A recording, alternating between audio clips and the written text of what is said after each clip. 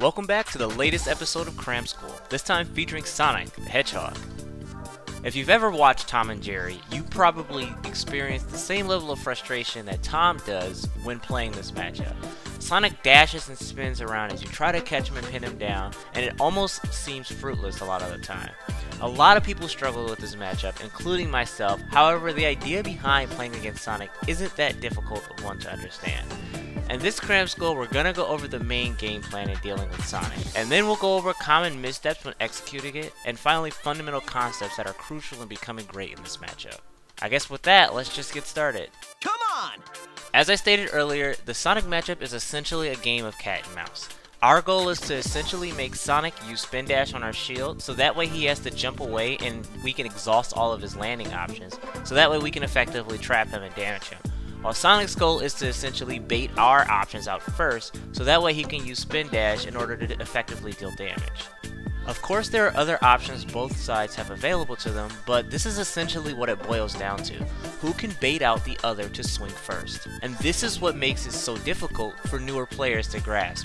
Baiting effectively boils down into two things: being able to be patient and having proper timing. You need to be able to appear vulnerable and wait until the exact moment where you need to be able to swing and turn the tides on your opponent. And this is a concept that newer players aren't very strong in. They like to see immediate damage. They like to see immediate results. And with the Sonic matchup, you're not always going to get that, which is why a lot of players tend to fall behind Sonic and continuously get frustrated. Their direct approaches don't work, and so they keep constantly throwing hitboxes at Sonic over and over again until eventually they're just too far behind to come back, or there's just not enough time to come back.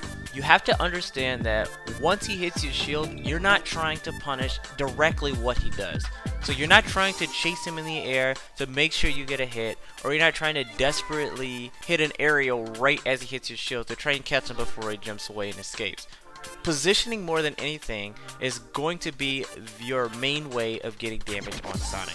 Position yourself so that way once he does use a move, you're not only able to react to it, but once he tries to escape, you can effectively chase down his landing and cut off all of his options, so that way he's forced to land in a heap in front of you or go to the ledge where you'll already be there waiting for him with a punish. The goal is to catch Sonic, but using the term catch, I feel, makes a lot of players mess up in this matchup. Sonic is fast. There aren't many characters that can just straight out run down Sonic. A lot of characters are just simply too slow to follow Sonic around the map, and that's what inevitably makes them lose.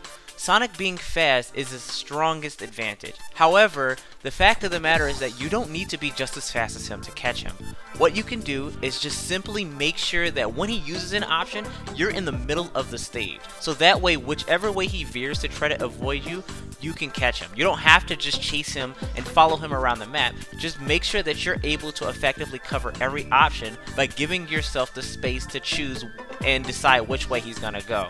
If you're on the left side of the stage and he shoots to the right, there's no way you're going to make it all the way from one side of the stage to the other. However, if you position yourself in the center of the stage and he comes at you from either side, you can effectively follow him around the map and chase down his landing, so that way there's no way he can avoid you. Even characters as slow as Ganondorf, if they use this strategy, can cover his options, so that way it gives you a much better chance as opposed to following him around the map desperately trying to hit him. The players I feel that utilize this strategy the best are Zero and Nabuzz.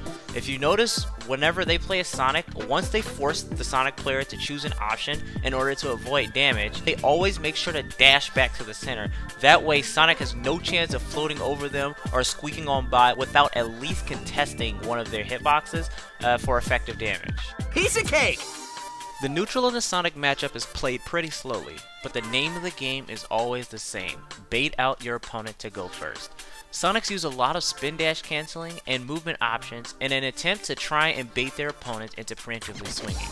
A lot of the times, if they can't manage to hit you with side B, or they know that the chance is low at the beginning, a lot of Sonic players will also opt to just go for throw combos. However, Sonic's dash grab is a couple of frames slower on startup and ends a couple of frames slower than most standard grabs, meaning that opting for shield grab is usually a better option for Sonic players. This, however, gives you more leeway in punishing it, since they either take the extra frames of startup or they have to use shield to not get the extra frames of lag if they miss. Space yourself so you're always able to react to his options, as they often happen very quickly, and be patient when dealing with figuring out how to approach. In this matchup, you're never really losing until you lose your stock, so don't get frustrated and always keep the game plan in mind. Patience and timing are what we're aiming for in the neutral against Sonic. Sonic Speed! Players who have a strong advantage state will also do well versus Sonic, as this often can make or break sets alone. Once Sonic has exhausted his escape options, he is extremely vulnerable and easy to trap. Characters with disjoints above them can cause some serious damage with very little threat of retaliation other than simply letting him land and resetting neutral. Once you get Sonic into a position where he can't run away, your goal is to make sure to keep him there without his escape options. If you have to do less damage per hit or whatever so that he doesn't hit the ground and reset his escape options, then do it. But it's important to make sure to keep him in this position. Once they lose their escape options, Sonic will often fight their way down with a nair upon landing, which is often safe, or simply air dodging through you to try and get underneath you to get an up air. Keep an eye out for both of these options and make sure to hold the advantage state as long as possible.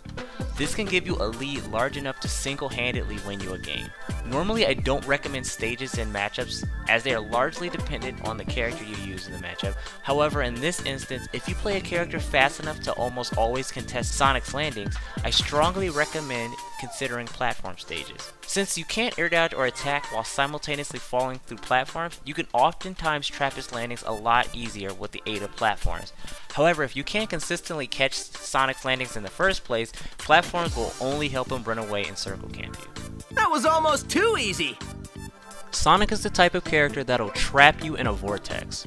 You get hit once and you get tossed into the air, and if you try to retaliate by landing anywhere near him, he uses his side B or grabs you again and tosses you right back into the air. One Sonic combo can do upwards of 30 damage, so getting hit by multiple combos can be a surefire way to lose a set. Once you get hit by Sonic, don't try to immediately retaliate and land on top of him. Sonic's side B has invincibility and will beat out just about anything you try and throw out at him, assuming they time it correctly. Don't challenge it. Land safely away from Sonic or go to the ledge if you have to. Challenging Sonic upon landing, unless you can ensure he won't be able to get underneath you, will almost guarantee that you get thrown right back into the air. Many times air dodging will also get you vortexed at low and mid percents. Sonic has a lot of true strings out of grab and spin dash, and trying to air dodge them will often get you reset into another string. When recovering, try and avoid going low without a second jump, or you're going to risk getting spring gamed. It has very little knockback, but it is often the hit that they need to ensure you don't come back. When snapping the ledge, make sure to not choose the same timing each time. Sonic's S-Smash is very potent at 2-framing, and it hits decently low below the ledge, making it that much stronger for edge guarding. If you can make your ledge snaps invincible, prioritize doing that to avoid getting 2-framed. If not, then just mix it up between hitting Sonic while he's standing at the ledge, stalling your recovery, or just simply doing early recoveries in order to make sure that it's hard for Sonic to hit it. If you recover the same way every time, you are essentially leaving it up to Sonic to mess up, and any factor you can't influence is bad for you. Let's do that again sometime! The most important aspect of this matchup is dealing with the invincibility of side B. Spin dash is invincible for the first 6 frames, so it'll go through just about any move that you throw at it. If you have to challenge this move, place your hitbox after the 6 frames, so around the time when Sonic is on the downward portion of the animation. As well as dealing with spin dash properly, standing near the ledge can prevent him from crossing you up by running past you and trying to get you to spot dodge an anticipated grab. Make sure to be cautious at kill percents, however, as Sonic's back throw is extremely strong and travels very far once he actually throws you. Other dangerous tools Sonic has are his up air setups from up throw and spring. Without rage, up throw to up air usually won't connect at kill percents, so remember not to be too hasty to air dodge. Don't forget to drift away from Sonic as well so you don't remain above him to neutralize his threat of actually hitting you with up air. Falling up air to spring up air, however, will connect at kill percents and can be very lethal with rage, so never let Sonic land on you with an auto-cancelled up air at mid-ish percents when he has rage. Lastly, if Sonic uses homing attack, always spot dodge it. If it hits your shield, it is very likely you're not going to be able to punish it, but if he rebounds off the stage or just simply crumples into the stage, you can get a really strong punish off.